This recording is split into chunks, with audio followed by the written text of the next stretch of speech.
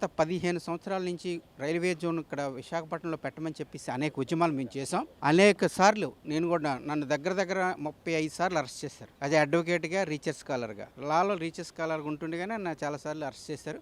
అట్లాగే మా రీసెర్చ్ స్కాలర్స్ని, మా న్యాయవాదులు కూడా అరెస్ట్ చేయడం జరిగింది. ఎందుకు చేశామంటే సమాజంలో విశాఖపట్నం అన్నది చాలా ఇంపార్టెంట్ ప్లేస్ ఆంధ్రప్రదేశ్. ఆ విధంగా విశాఖపట్నంలో రైల్వే జోన్ వచ్చినట్టయితే ఇక్కడ ఉన్న విద్యార్థులందరికీ కూడా ఉద్యోగాలు వస్తాయని చెప్పేసి మేము అప్పుడు అభిప్రాయపడ్డాం. అప్పుడు మేము విద్యార్థులుగా కూడా ఉన్నాం. మాకు ఉద్యోగాలు వస్తాయని చూసాం. అయితే మాకు ఏజ్ లిమిట్ దాటిపోయింది కాబట్టి ఇప్పటికైనా సంతోషించవలసిన విషయం ఏంటంటే ఈ రోజున విశాఖపట్నంలోని రైల్వే జోన్ యొక్క కార్యక్రమం మొదలయ్యాయి కాబట్టి మేము చాలా ఆనందిస్తున్నాం. ఎందుకంటే ఇక్కడ చదువుకున్న విద్యార్థులు ఎక్కడెక్కడికో ఉద్యోగాలకు వెళ్ళిపోతున్నారు. పాపం ఇక్కడ తల్లిదండ్రులు అందరూ కూడా వాళ్ళు పొలాలు అమ్మి, చాలా మంది తాలిబోట్లు కూడా అమ్మేశారు. అమ్మి వాళ్ళు చదివిచ్చారు. వాళ్ళకి ఉద్యోగాలు లేవు. ఎక్కడెక్కడికో వెళ్ళిపోయి ప్రైవేట్ ఉద్యోగాలు చేసుకుంటూ వాళ్ళ జీవనం సాగిస్తున్నారు. అట్లా కాకుండా రైల్వే జోన్ వచ్చినట్టయితే ఇక్కడ విద్యార్థులకి ఇక్కడ ఉద్యోగాలు వస్తాయి. తల్లిదండ్రుల దగ్గర ఉంటూ వాళ్ళ తల్లిదండ్రులు బాగా చూసుకుంటూ తక్కువ జీతం వచ్చినా కానీ ఒక సెక్యూరిటీ ఉంటుందన్న భావంతో మేము ఆ రోజు అనేక ఉద్యమాలు చేయడం జరిగింది, ప్రత్యేకించి రైల్వే జోన్ కోసం. ఆ సందర్భంలో చాలాసార్లు అరెస్ట్ చేయడం చేశారు మమ్మల్ని. అయినా కానీ మేము విక్రమార్కులాగా మేము పోరాడుతూనే ఉన్నాం. ఆ విధంగా పోరాడితే గత 15 సంవత్సరాల నుంచి చేసిన దానికి ప్రతిఫలంగా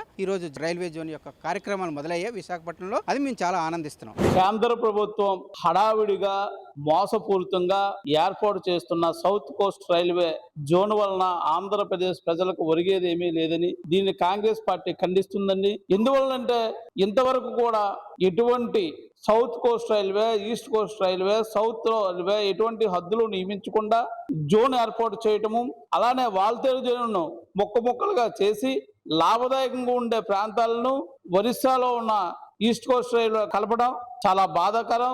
దీనిని గత 2 సంవత్సరాల కిందట ప్రస్తుతం ఉన్న రాష్ట్ర ప్రభుత్వంలో ఉన్న నాయకులు వ్యతిరేకించి ఈ రోజు దానికి సపోర్ట్ చేయడం చాలా సిగ్గుచేటు.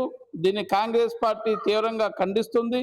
అదేవిధంగా ప్రస్తుత railway zone, south coast railway zone చిన్నదవడం వల్ల మన ఆంధ్రప్రదేశ్ యువతకు ఉద్యోగ అవకాశాలు కూడా చాలా తక్కువ అని తెలియజేసుకుంటున్నాను. అలానే కేంద్రం ఇంతవరకు కూడా అరకొర నిధులతో సరిపెట్టడం వల్ల జోన్ కార్యాలయాలు, కార్యక్రమాలు నిర్వహించడం కూడా ఇబ్బంది అవుతుంది. వీరు సెంట్రల్ గవర్నమెంట్ మరియు స్టేట్ గవర్నమెంట్ కలిసి వీళ్ళ గొప్పల కోసము రాష్ట్ర ప్రజలను మభ్యపెడుతూ ప్రజలను మోసం చేస్తున్నారు. దీన్ని కాంగ్రెస్ పార్టీ తీవ్రంగా ఖండిస్తుంది. పేరు వేణు సుబ్రహ్మణ్యేశ్వరం అండి. నేను విశాఖపట్నం న్యాయవాదిని. ఈ రోజు విశాఖపట్నం జిల్లాకి ఈ రైల్వే జోన్ రావడం అనేది చాలా ఆశ్చర్యకరమైన విషయం అండి. యాక్చువల్గా ఏంటంటే ఎప్పుడో రావాల్సింది ఇది.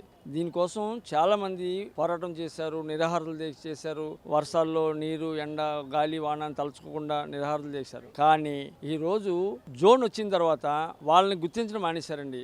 ఈ ఎవరైతే ఇప్పుడు ఉన్నారో నాయకులు, ప్రజాప్రతినిధి కాదు, వాళ్ళ దీని ద్వారా వచ్చినట్టు ప్రచారాలు చేసుకోవడం ఇది మటుకు కొంచెం నాకు బాధాకరమైన విషయం అండి. ఎందుకంటే ఈ రైల్వే జోన్ రావడానికి కొంతమంది యువకులు, కొంతమంది మేధావులు, కొంతమంది సామాజిక దృక్పథం గల వ్యక్తులు చాలా మంది యుద్ధం చేశారండి. యుద్ధాలంటే నిరాహార దీక్షలు, ధర్నాలు, చాలా విషయాల్లో దీనిపై కేంద్రానికి అర్జీలు పెట్టారు. ఏది ఏమైనా ఈ రోజు విశాఖపట్నం జిల్లాకి రైల్వే జోన్ రావడం చాలా సంతోషకరమైన విషయం అండి. అలాగే రైల్వే జోన్ విషయంలో విశాఖపట్నాన్ని ఇంకా అభివృద్ధి చేసి ఇక్కడ వాళ్ళనే అంటే లోకల్ ఈ ఉత్తరాంధ్ర జిల్లాలో ఉన్న వాళ్ళని అక్కడ ఉద్యోగస్తులకి వేసుకుని ఉంటే ఇక్కడ అభివృద్ధి కోసం కొంచెం పాటుపడతారండి. ఎప్పటికీ కూడా మిగతా రాష్ట్రాల వాళ్ళని ఇక్కడ ఉద్యోగులుగా నియమించే పరిస్థితి వస్తే మళ్ళీ వాళ్ళు వాళ్ళ రాష్ట్రానికి అనుకూలంగా ఇక్కడ రైల్వే తరలించడం, కొన్ని రైల్వేలని పొడిగించడం ఇలాంటివి జరుగుతాయని నా అభిప్రాయం అండి. కాబట్టి కొంచెం ఆ విషయంలో కూడా కొంచెం సామరస్యంగా ఆలోచించి మంచిగా పెద్దలు, గౌరవులు, మంత్రులు, నాయకులు వీళ్ళందరూ కూడా ఆ విషయంలో కూడా ఆలోచించి ఎవరైతే ఈ రోజు రైల్వే జోన్ సాధించినట్లు సంతోషాన్ని వ్యక్తం చేస్తున్నారో వాళ్ళు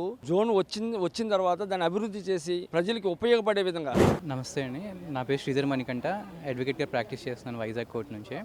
ఈ రైల్వే హెడ్ క్వార్టర్స్ అనేది ఓపెన్ అయ్యింది, మన వైజాగ్ జోన్ ఓపెన్ అయ్యింది. దానికి చాలా సంతోషకరం అండి మాకు.